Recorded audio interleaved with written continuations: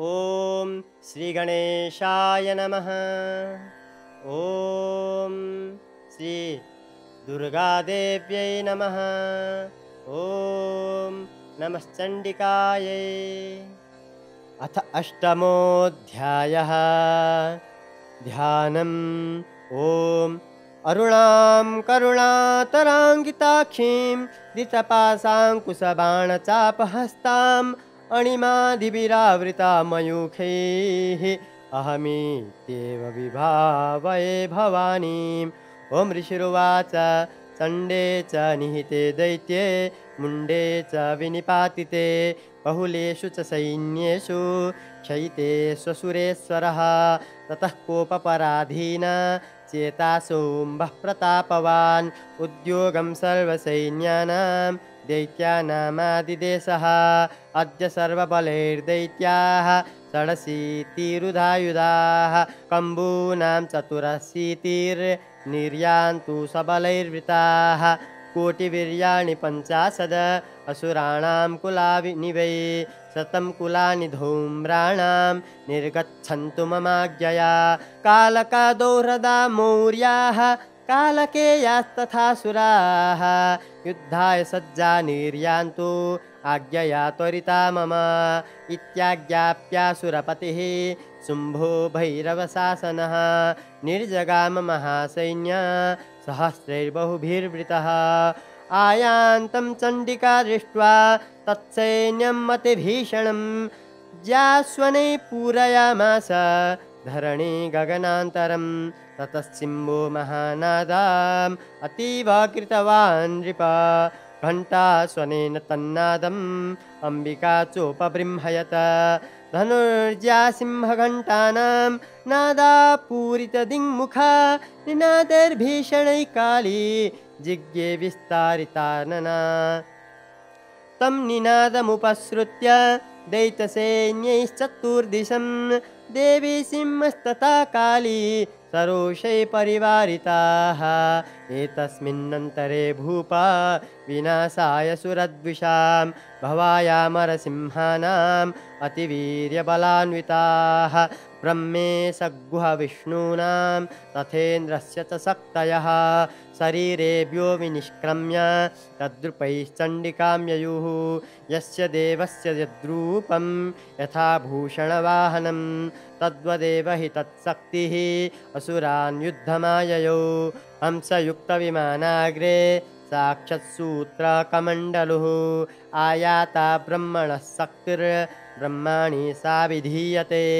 माहेश्वरी वृषारूढा त्रिशूलवरधारिणी महाहिबलया प्राप्ता चन्द्ररेखा विभूषणा कौमारी शक्तिहस्ता च मयूरः वरवाहना। युद्धमभ्याययौ दैत्या नम्बिका गुहरूपिणी तथैव वैष्णवी शक्तिर्गरुडोपरि संस्थिता शङ्खचक्रगदा सारङ्गा खड्गहस्ताभ्युपाययौ। यज्ञवराहमतुलं रूपं या बिभ्रतो हरेः शक्ति साप्याययौ तत्र वाराहीं बिभ्रतिं तनुं। नारसिंहिं नृसिंहस्य बिभ्रति सदृशं वपुः प्राप्ता नतसटाक्षेप क्षिप्तनक्षत्रसंहतिः वज्रहस्ता तथैवेन्द्री गजराजोपरि स्थिता प्राप्ता सहस्रनयना यथा शक्रस्तथैव सा। ततः परिवृतस्ताभिः ईशानो देवशक्तिभिः हन्यतामसुरा शीघ्रं मम प्रीत्याह चण्डिकाम्।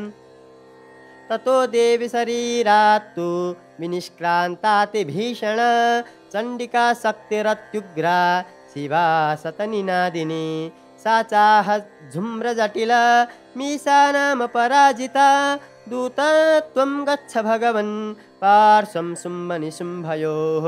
ब्रूहि शुम्भं निशुम्भं च दानवावति गर्वितो ये चान्ये दानवास्तत्र युद्धाय समुपस्थिताः।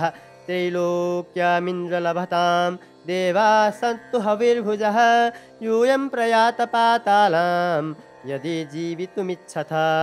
बलाबले पादथ चेत् भवन्तो युद्धकाङ्क्षिणः तदा गच्छत तृप्यन्तु मच्छिवाः पीसिते नवः यतो नियुक्तदौत्येन तया देव्या शिवः स्वयं शिवदूतिति लोकेऽस्मिन् ततः साख्यातिमागता तेऽपि श्रुत्वा वचो देव्याः सर्वाख्यातं महासुराः अमर्षा पूरिता जग्मुर यत्र कात्यायनी स्थिता ततः प्रथममेवाग्रे सरस्वक्त्रिष्टिवृष्टिभिः ववर्षुरुद्धतामर्षा तां देवीममरारयः सा च तान् प्रहिता बाणा शूलशक्ति परस्वधान् चिच्छेदलीलयाध्माता धनुर्मुक्तेर्महेषुभिः तस्याग्रतस्तथा काली शूलपाता विदारितान् खट्वाङ्गपोथिताश्चारिन् कुर्वती व्यचरत्तदा कमण्डलु जलाक्षेप हतवीर्यान् हतौजसः ब्रह्माणि चाकरोत् शत्रून् येन स्म धावति माहेश्वरि त्रिशूलेन तथा चक्रेण वैष्णवे दैत्यान् जघान कौमारी तथा शक्त्यातिकोप्यना ऐन्द्रिकुलिशपातेन ततसो दैत्यदानवाः केतुर्विदारिता पृथ्व्यां रुधिरौघप्रवर्षिणः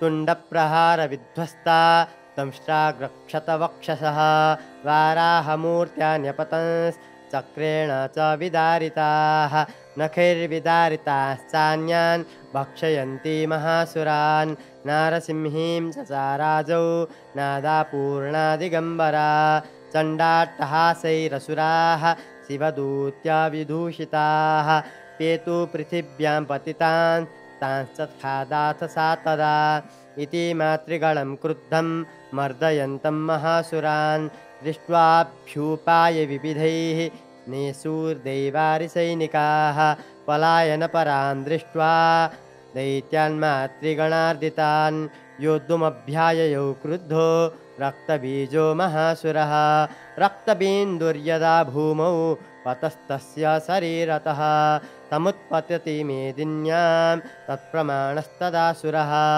युधेशगदापाणि रिन्द्रशक्त्या महासुरः ततश्चैन्द्रियस्ववज्रेण रक्तबीजमताडयत कुलिसेन हतस्यासु बहुशुश्रावशोणितं समुत्तस्तुस्ततो योधाः तद्रुपास्तत्पराक्रमाः यावन्तः पतितास्तस्य शरीराद्रक्तबिन्दवः तावन्तः पुरुषा जाताः तद्वीर्यबलविक्रमाः ते चापेयुधुस्तत्र पुरुषा रक्तसम्भवाः समं मातृभिरित्युग्र शस्त्रपातातिभीषणं पुनश्च वज्रपातेन क्षतमस्य शिरो यदा ववाह रक्तं पुरुषाः ततो जाता सहस्रशः वैष्णवी समरे चैनं चक्रेणाभिजगानः गदया ताडयामास ऐन्द्रितमसुरेश्वरम् वैष्णवी चक्रभिन्नस्य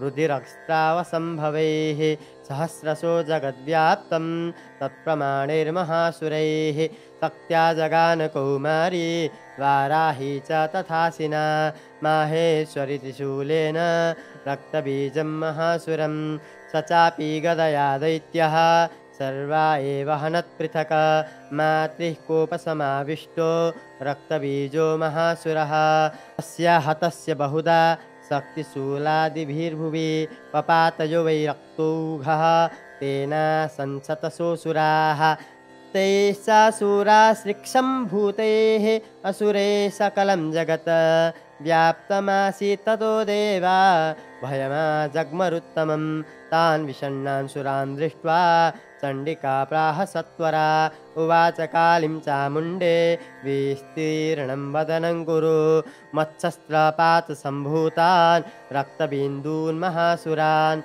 रक्तबिन्दो प्रतिच्छत्वं वक्त्रेणानेन वेगिना भक्षयन्ति चररणे तदुत्पन्नान् महासुरान् एवमेष क्षयं दैत्यः क्षीणरक्तो गमिष्यति भक्ष्यमाणास्त्वया चोग्रा न चोत्पश्यन्ति चापरे इत्युक्ता तां ततो देवी शूलेनाभिजगानतं मुखेन कालिजगृहे रक्तबीजस्य शोणितं ततो सा वा जगानाथ गदया तत्र चण्डिका न चास्या वेदनां चक्रे गदापातोऽल्पिकामपि तस्या हतस्य देहात् तु बहु शुस्रावशोणितं यतस्तत्त्वस्त्ववक्रेण चामुण्डा सम्प्रतीच्छति मुखे समुद्गता ये स्या रक्तपातान् महासुराः तांश्चखादाथ चामुण्डा पपौ तस्य च शोणितं देवी शूलेन वज्रेण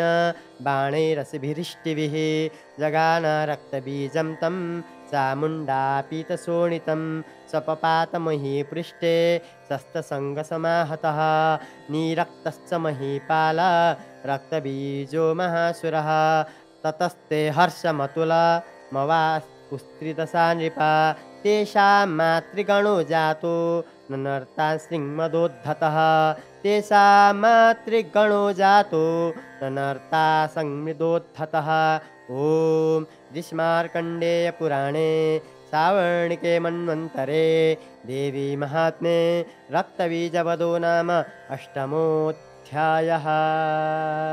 ॐ श्रीदेव्यार्पणमस्तु। ॐ श्रीजगदम्बिकार्पणमस्तु।